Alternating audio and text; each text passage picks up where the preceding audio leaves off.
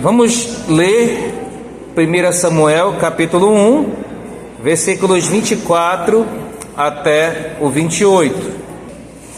Depois de o ter desmamado, ela o levou consigo com um novilho de 3 anos, uma medida de farinha e um odre de vinho, e o apresentou à casa do Senhor em Siló. O menino ainda era muito pequeno. Depois de terem sacrificado o novilho, levaram o menino a Eli. E Ana disse: "Ah, meu senhor, tão certo como você vive, eu sou aquela mulher que esteve aqui ao seu lado, orando ao Senhor. Era por este menino que eu orava, e o Senhor Deus me concedeu o pedido que eu fiz. Por isso também o entrego ao Senhor. Por todos os dias que viver, será dedicado ao Senhor." E ali eles adoraram o Senhor. Amém?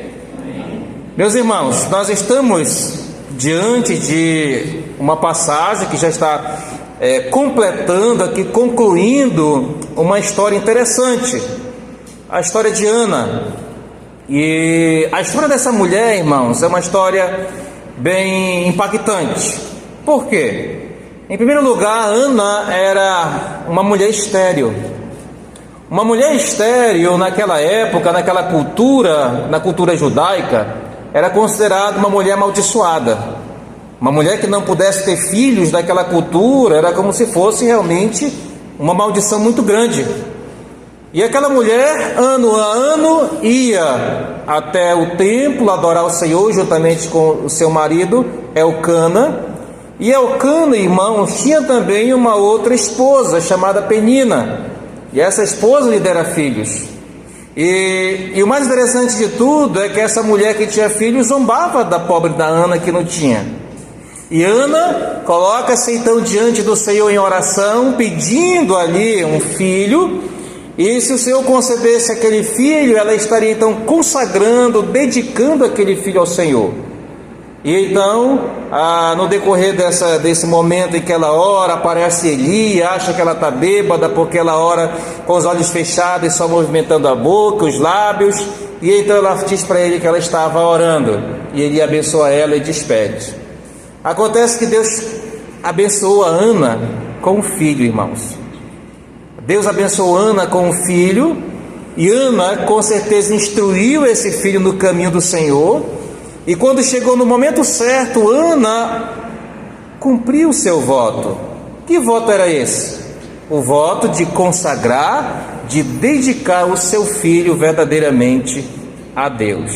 E então ela leva, conforme o versículo 24 que nós lemos, depois que o menino foi desmamado, ela então leva ele ainda muito criança para o sacerdote Eli.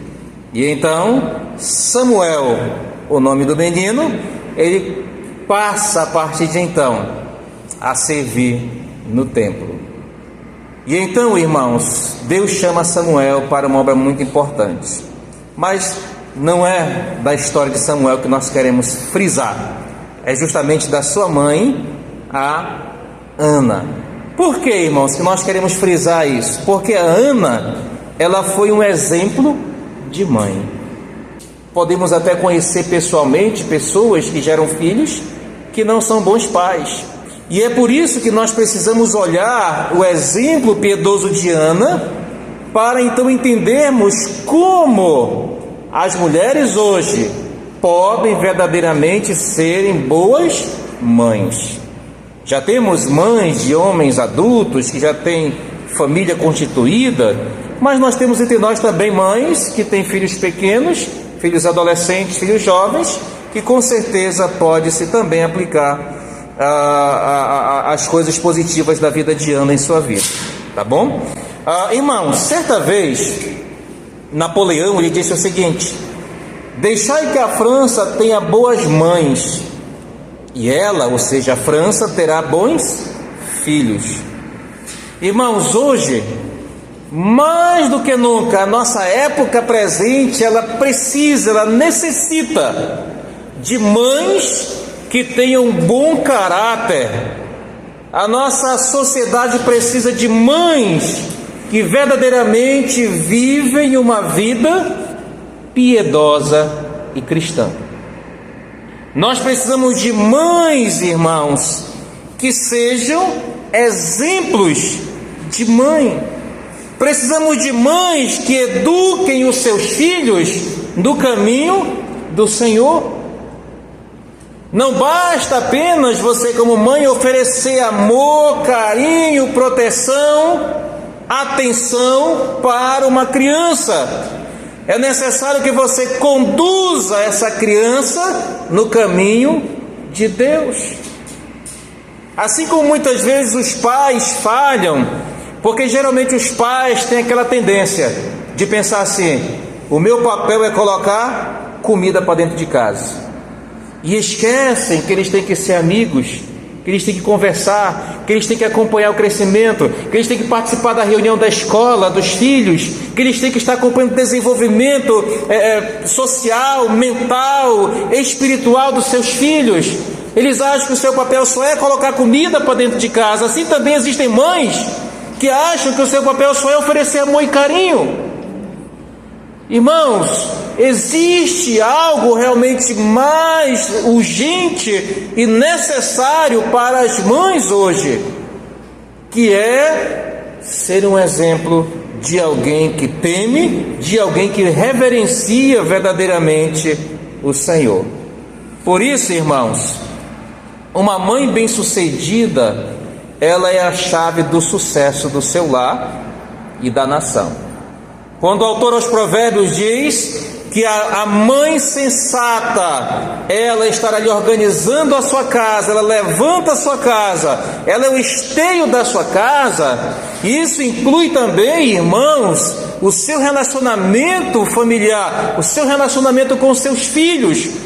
Porque não somente o quanto pode ser duradouro, mas o quanto sólido pode ser o ensinamento cristão na vida de um filho. Isso é responsabilidade da mãe, porque ao menos por papel, ao menos na teoria, é aquela que passa mais tempo assim com o filho.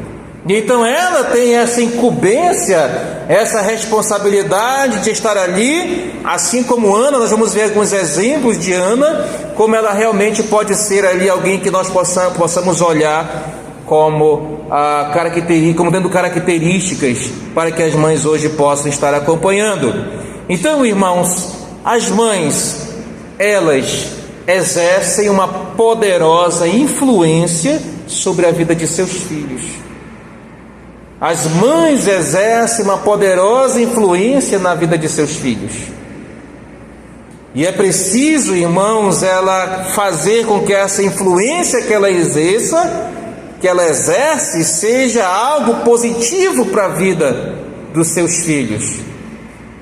A mãe de George Washington, por exemplo, o primeiro presidente dos Estados Unidos, ela era uma mãe cristã, ela era uma mãe piedosa, ela era uma mãe patriota, e isso fez com que o seu filho também fosse um grande homem. Já a mãe do imperador Nero, que tocou fogo em Roma, matou vários cristãos, ela era uma mulher gananciosa, era uma mulher avarenta, uma mulher sensual, ela era uma mulher, irmãos, assassina. Então são alguns exemplos que nós podemos observar como é que uma mãe verdadeiramente ela pode influenciar o seu filho tanto para o bem quanto para o mal. A mãe ela tem esse poder de influenciar.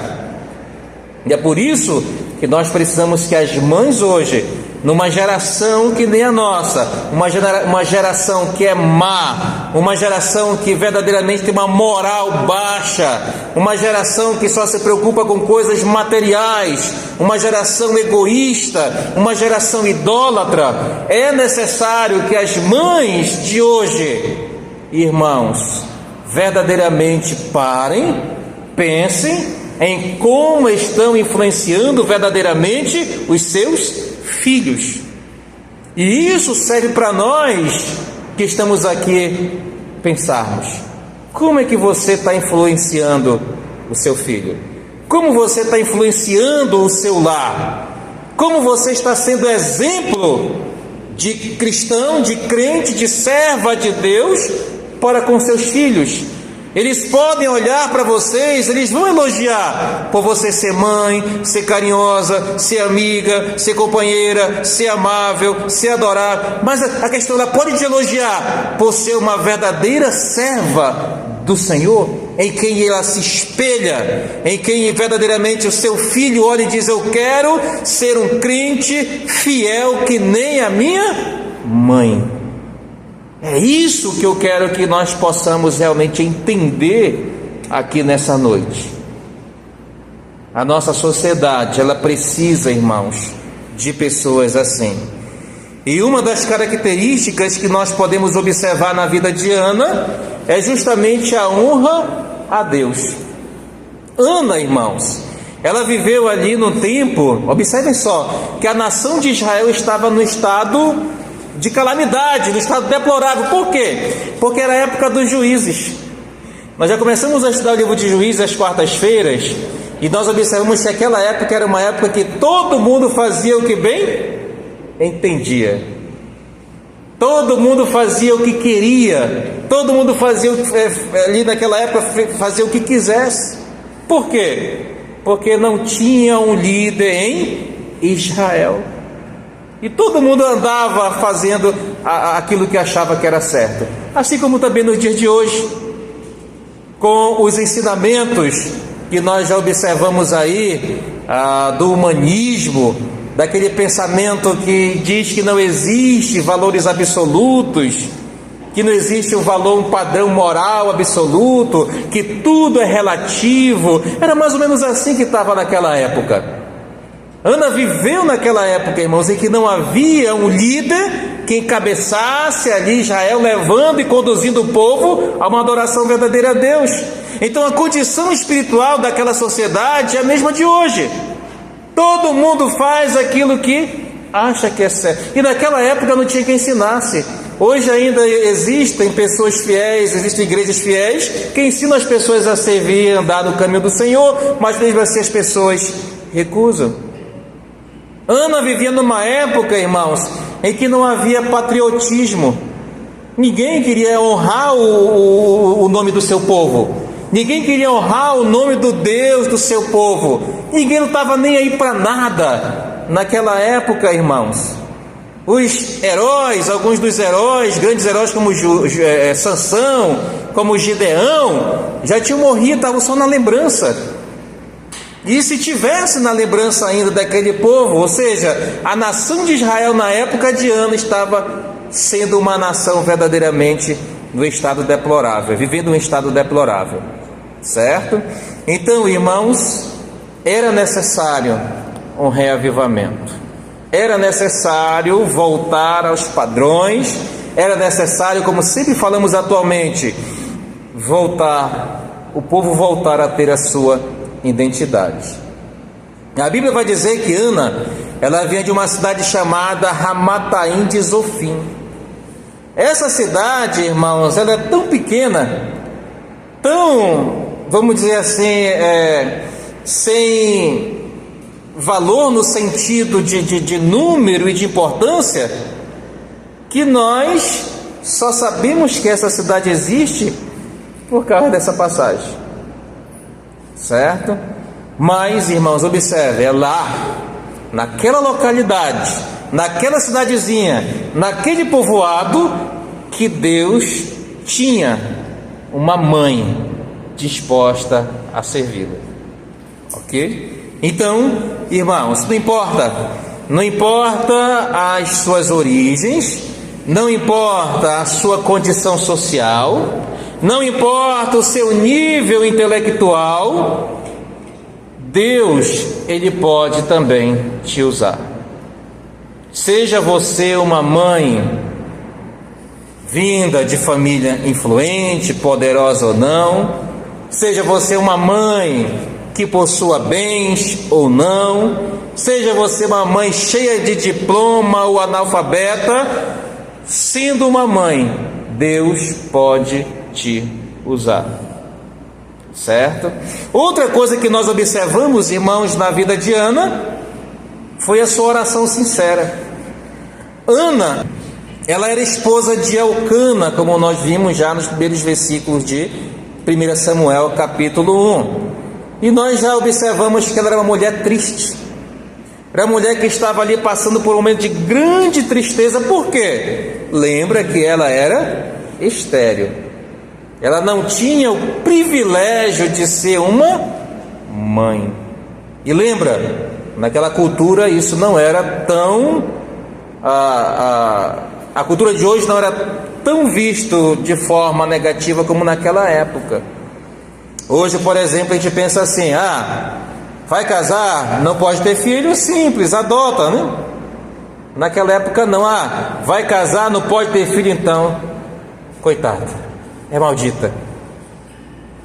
Tanto é que a esposa de Jacó, ela disse assim: dá-me filhos, senão morro.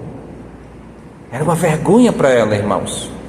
Era algo realmente triste para uma mulher naquela época não poder ter filhos. Ok? Então Ana estava triste justamente por causa disso. E nos é apresentado que ela orava bastante por vários anos por um filho. Ana desejava, irmãos, um dia subir até Jerusalém, até o templo, e estar ali realmente adorando o Senhor com um cabeçudo no braço, com um filho realmente no colo. Então, quando chegou a época da peregrinação, do povo estar indo ali adorar, ainda sem o seu filho, a tristeza de Ana tomou conta a ponto de o seu marido dizer assim: Ana, por que você está chorando? Por que você está tão triste? E ele ainda diz assim: será que eu não sou, cara? Ele confiava nele, né? Será que eu não sou melhor para você do que 10 filhos?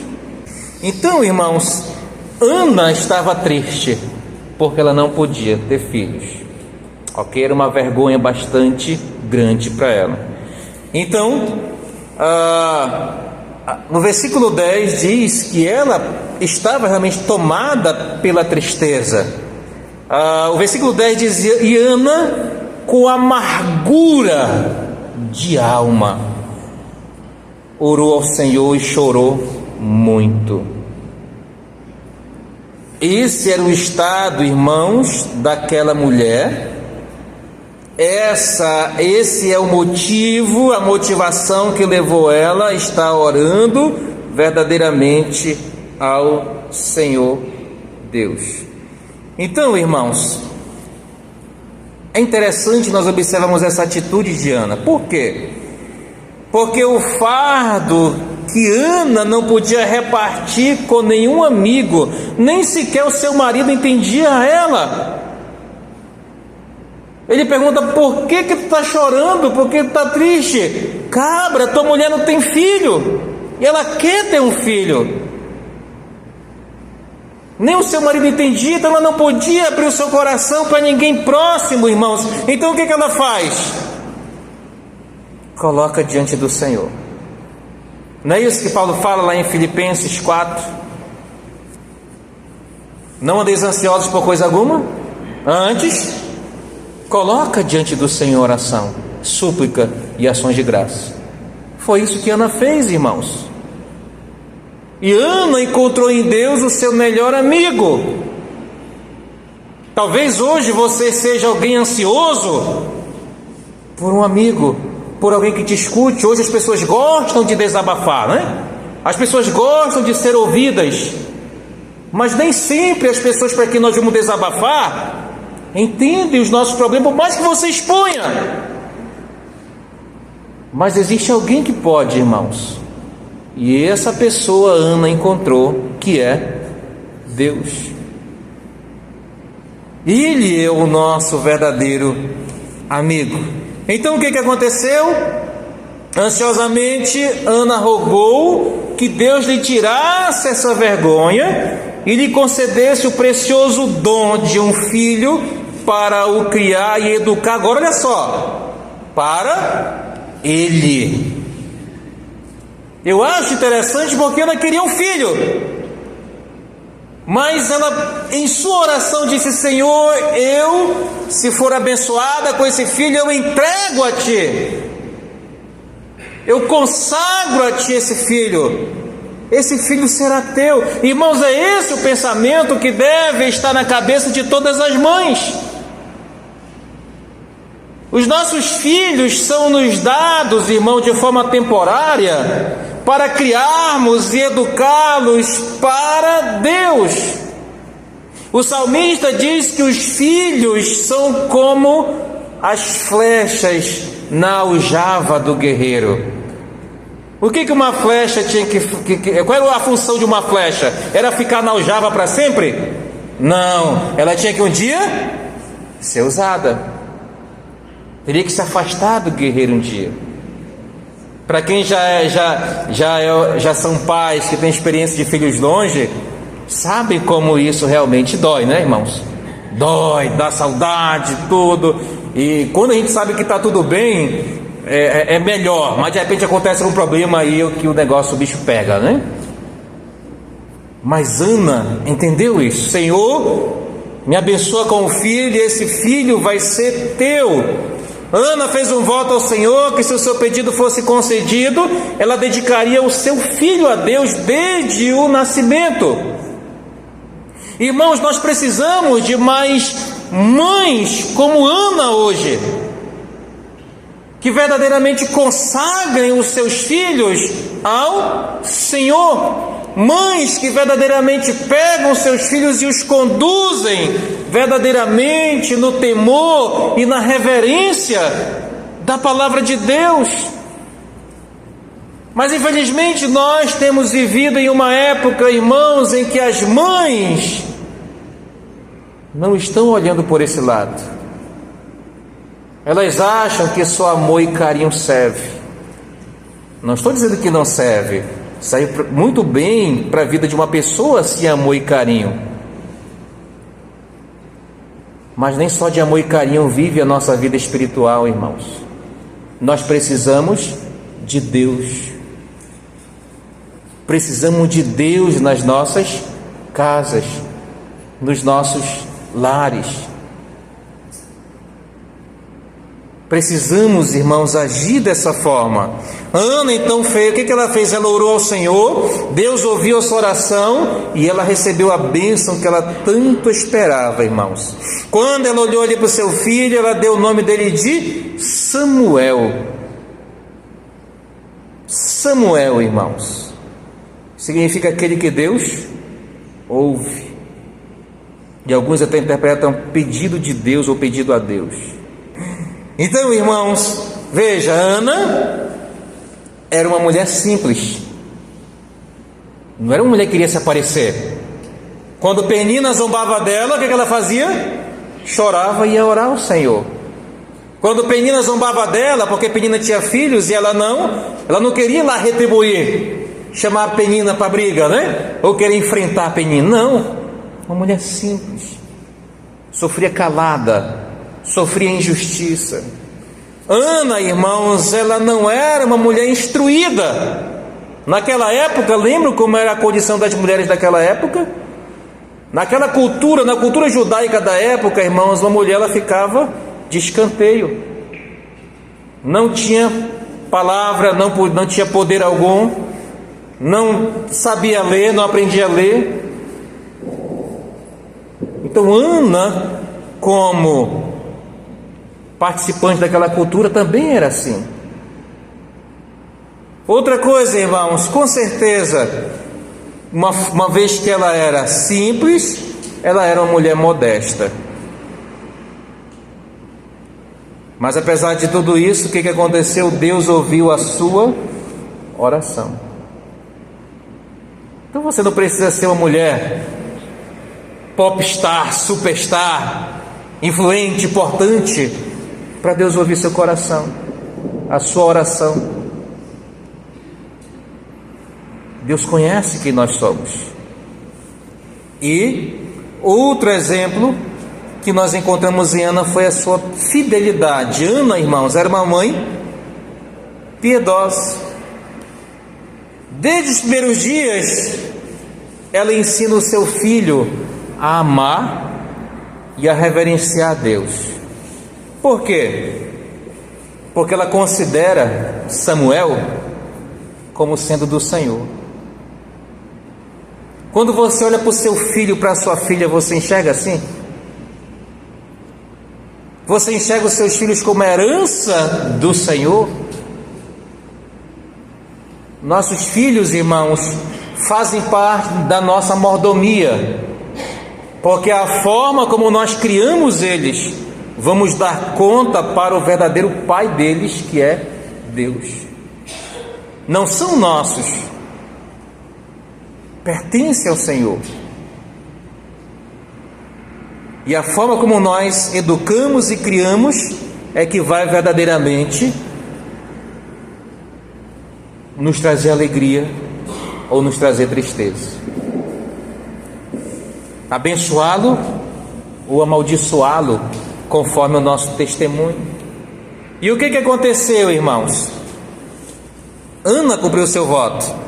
Depois de separada, depois que ela levou seu filho, conforme no versículo 24 que nós lemos, depois que ela desmamou ali Samuel, o que aconteceu? Seus ensinamentos não acabaram. Mesmo distante, ela continuou orando, e a cada ano, irmãos, ela ia visitar. E olha que era uma vez por ano, né? Uma vez por ano. Ela não deixava de orar por eles. Ela estava sempre ali mesmo, de longe, orando e procurando influenciar os seus filhos. Cada dia Samuel, ele era alvo da oração de Ana. E cada ano, quando nós formos observar o texto, irmãos, Ana fazia com as suas próprias mãos uma túnica para o serviço no santuário, para Samuel. Fazer uma túnica, fazer uma veste com as próprias mãos e entregar para alguém naquela época era sinal de honra. Certo? Lembram lá Jacó, né? Com seu filho José. O que acontece? O que despertou ali a inveja e o ciúme dos irmãos que queriam matar, depois venderam ele? Porque o seu pai fez para ele uma túnica de mangas compridas, colorida. Então era algo especial. E Ana então fazia isso para Samuel naquela ocasião, e de ano em ano, todos os anos, ela dava para o menino, como uma lembrança do amor que ela tinha por ele. Irmãos, nós conhecemos a história de Samuel. Foi o último dos juízes de Israel. Deus usou Samuel para ungir a Saul como rei e depois a Davi. Deus usou Samuel como um grande sacerdote, como um grande profeta, como um grande juiz.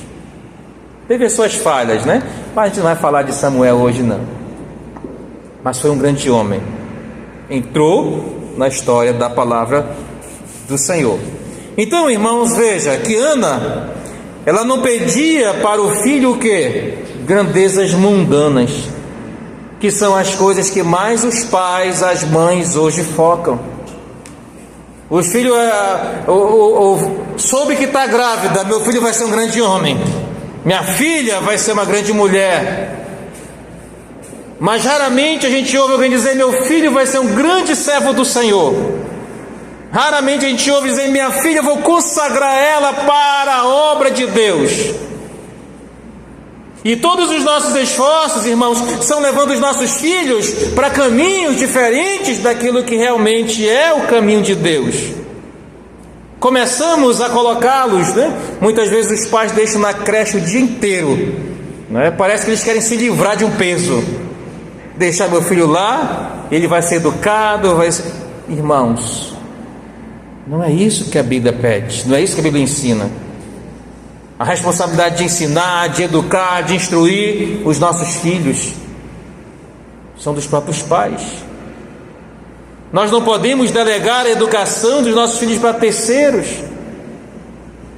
Mas infelizmente o nosso modelo educacional brasileiro, ele corre para isso e afastam cada vez mais os nossos filhos de nós mesmos.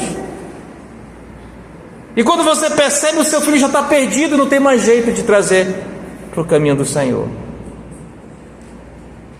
Meus amados irmãos, Ana não queria grandeza mundana para o seu filho. Lembra? Se o Senhor me der, eu vou consagrar para o Senhor. Vai servir no teu trabalho. Raramente nós encontramos pais hoje que querem que seus filhos sejam pastores ou missionários, ou suas filhas sejam missionárias. Mas irmãos, nós deveríamos instruir nossos filhos para isso. Deveríamos instruir nossos filhos para o serviço do Senhor. Então, Ana não pedia para o filho grandezas mundanas, mas ela rogava fervorosamente que ele pudesse alcançar uma grandeza assim. Mas que grandeza? A grandeza que o céu dá valor. Devemos todos ter esse pensamento, irmãos. Ana, ela desejava que Samuel honrasse a Deus e fosse uma bênção para o seu povo. Agora, irmãos, imagina a recompensa de Ana, a recompensa pela fidelidade de Ana. Então veja, irmãos, o quanto verdadeiramente valoroso, quão importante é a vida, o futuro que é confiado a toda mãe. Vocês mães têm esse grande papel. A Bíblia não diz que o homem tem o poder de erguer e de derrubar sua casa, mas ela diz que a mulher tem. Que a mulher sábia, ela tem o poder de edificar a sua casa, mas ela também tem o poder de, como tola, derrubar. Como você tem agido como mãe? Qual é o exemplo que você tem dado verdadeiramente aos seus filhos? Aquela rotina, irmãos, doméstica, o cuidado com a casa, com a família, com a alimentação, com roupa, tudo isso hoje em dia é considerado enfadonho e muitas mulheres fogem disso. Mas elas devem olhar que esse é um trabalho, irmãos, grandioso, um trabalho e função bíblica das mulheres. É privilégio, então, irmão, de toda mãe abençoar o mundo pela sua influência. Falamos lá no início que a mãe tem o poder para influenciar para o bem ou para o mal. E quando ela influencia para o bem, ela traz alegria para o seu próprio coração. Como é bom uma mãe olhar para os seus filhos e ver que eles estão verdadeiramente ali caminhando juntamente com Deus, que estão produzindo frutos, que estão aplicando tudo aquilo ali que elas ensinaram. Eu creio que não existe presente melhor e maior para uma mãe do que ver os seus filhos andando em obediência no caminho do Senhor. Eu creio que toda mãe aqui que ama verdadeiramente o seu filho e ama a Deus, abriria mão de tudo se pudesse verdadeiramente conduzir e colocar os seus filhos no caminho da salvação. Mas você pode, e não é preciso você abrir mão de tudo. Basta você ser uma mãe exemplar, como Ana também foi. Irmãos, as mães só vão conseguir aplicar essas coisas em suas vidas se elas seguirem os ensinamentos de Cristo. Então, uma mãe, para seguir esses exemplos da mesma forma, ela precisa que Cristo esteja na sua vida. Ela precisa ter aceitado a Jesus Cristo como Senhor e Salvador. Irmãos, o nosso mundo ele está cheio de influências negativas. A amizade que os seus filhos fazem na escola, fazem na rua, fazem na esquina, não é boa. Nossos filhos não podem ter amigos fora, por causa da influência do mundo. Lembra que o mundo ele jaz no maligno, irmãos. Toda a sua influência, todo o seu princípio, tudo aquilo que realmente o mundo ensina é contrário ao padrão de Deus. Meus amados irmãos, quando você olha, por exemplo, para a moda, quando você olha para os costumes, você observa que a moda e os costumes, eles têm grande poder sobre os nossos jovens. Por exemplo, hoje em dia os próprios adolescentes, criança, que não tem maturidade, eles escolhem suas roupas, suas próprias roupas, suas amizades, eles escolhem o que querem assistir. O pai doido para assistir o jogo do Flamengo, né? Que vai ser campeão da Libertadores esse ano. Aí o menino quer desenho. Aí o pai, o meu filhinho, coloca lá no desenho. Desde cedo você tem que ensinar autoridade sobre o seu filho. E sabe como é que você vai mostrar que você ama o seu filho? Quando você aprende a dizer não para ele. Porque você que dá tudo que o seu filho pede, você está estragando o seu filho. E não vai pensar que lá na frente ele vai servir a Deus, não. Nós não podemos dar tudo. É bom. Quando eu olho hoje, eu digo, se eu tivesse condições, eu daria tudo que meus filhos quisessem. Mas eu sei que isso é errado, né? É por isso que Deus não me dá condição. Porque é errado, irmãos. Então, isso são influências que vão colocando em nossos filhos ali pensamentos e princípios errados. Quando a mãe, por exemplo, ela falta no seu dever de instruir, de guiar, de disciplinar os filhos, o que vai acontecer? Eles naturalmente vão aceitar o mal, vão se desviar do bem. Ana, irmãos, era uma mãe que orava. Ela orava por um filho ali, Deus ouviu. Ela prometeu que se Deus abençoasse com uma criança, ela o criaria e educaria para servir ao Senhor. Naquela época, o desmame de uma criança era uma média de 4 anos, entre 3 e 6 anos, uma média de 4, 5 anos. E Ana usou aquele período ali, irmãos, para ensinar os princípios de Deus, de temor e reverência ao Senhor. E nós, vocês mães que estão aqui presentes, vocês que pensam em ser mãe ainda no futuro, você está preparada para essa responsabilidade? Quantas vezes você trouxe o seu filho para a igreja, bebezinho, né? Mas ele está aqui, está presente, está participando do culto ao Senhor. Esse ambiente que ele se encontra, irmãos, ele pode até não entender, mas ele sabe que é bom, ele sabe que é gratificante. Certa vez, irmãos, alguém viu uma mãe sentada com um bebezinho, quase que recém-nascido, já tinha alguns meses, né, no colo, e aquela mãe estava com o bebê no colo e estava lendo a Bíblia, em voz alta.